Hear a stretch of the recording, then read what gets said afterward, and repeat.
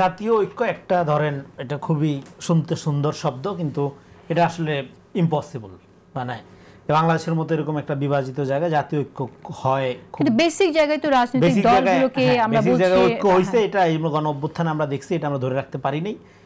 আরেকটা যেটা হলো, দেখেন এখানে প্রবলেমটা যেটা হচ্ছে প্রতিনিধিত্বমূলক ডেমোক্রেসিকে আমরা আন্ডারমাইন করতেছি।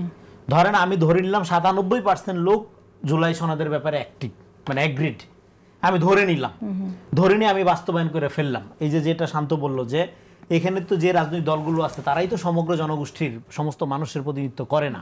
কিন্তু যখন আপনি ধরেন নির্বাচনের যাবেন, ভোটে মানুষের ভোটের কাছে যাবেন, আপনি যদি 51% ভোটও পান, যেটা মেজরিটেরিয়ান ডেমোক্রেসি যেভাবে ফাংশন করে, আপনি আসলে 100 জনের ম্যান্ডেট অর্জন করলেন।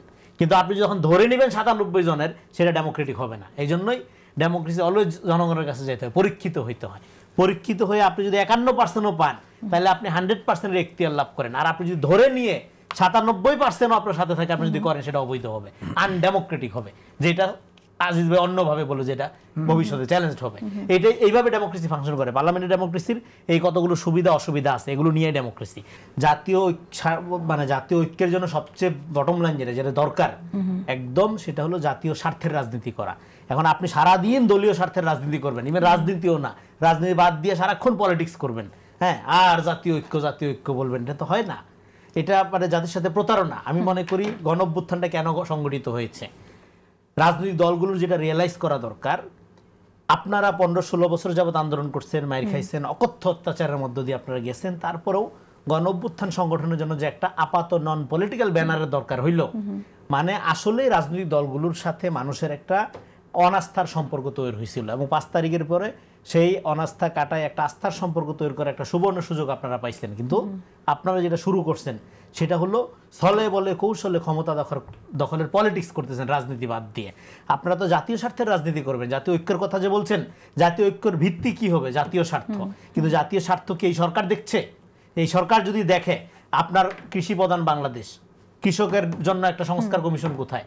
এই দেশে শিক্ষার যে 12টা বাইজা গেছে আওয়ামী লীগের আমলে, হ্যাঁ, শিক্ষার কিছু লাগবে না? আর বিষয়গুলো বাদ দিলাম আমি, আরো মৌলিক বিষয়গুলো বাদ দিলাম, ফলে এখানে যে সংস্কার বইলে আমরা ফেনা তুলে ফেলতেছি, এটা হইলেই একদম সময় সোহাগ হয়ে বাংলাদেশের, হ্যাঁ, আমি তা মনে করি না। কৃষকের যেখানে, কৃষক শ্রমিকের ভাগ্যের যেখানে, হ্যাঁ, উন্নয়নের ব্যাপারে অ্যাগ্রেসিভ ভূমিকা নাই, যে গভর্নমেন্টের প্রস্তাবনার মধ্যে নাই, যে বিশেষজ্ঞের চিন্তার মধ্যে এটা নাই, সেই বিশেষজ্ঞদের আমি কি করব? সে বিদেশ থেকে কারিগরি বিশেষজ্ঞ আমার দরকার নাই তো, যে বিশেষজ্ঞ আমার কৃষক নিয়ে চিন্তা করে না, শ্রমিক নিয়ে চিন্তা করে না, নারীদের এম্পাওয়ারমেন্ট নিয়ে চিন্তা করে না, সেই বিশেষজ্ঞ দরকার নাই তো আমাদের বাংলাদেশে। হার্ভার্ড ক্যামব্রিজ অক্সফোর্ডে থাকুক, তারা অসুবিধা নেই। ফলে এই জন্য জাতীয় ঐক্য এখানে বাংলাদেশের জনগণকে যেটা বুঝতে হবে, রাজনৈতিক দলগুলোকে যেটা বুঝতে হবে, অন্য কেউ এসে আপনাকে উদ্ধার করে দেওয়া যাবে না। আপনার অনেক সমস্যা আছে, আমাদের অনেক সীমাবদ্ধতা আছে, কিন্তু এটা আমাদের পলিটিক্যালি জাতীয় ঐক্যের ভিত্তিতে, মানে জাতীয় স্বার্থের ভিত্তিতে, জাতীয় স্বার্থের রাজনীতি করার মধ্য দিয়ে জাতীয় ঐক্য প্রোটেক্ট করতে হবে। এর বাইরে যারা যাবে, এটা বলে শেষ করি, এখন লক্ষ্য কি আমাদের? লক্ষ্য নির্বাচন।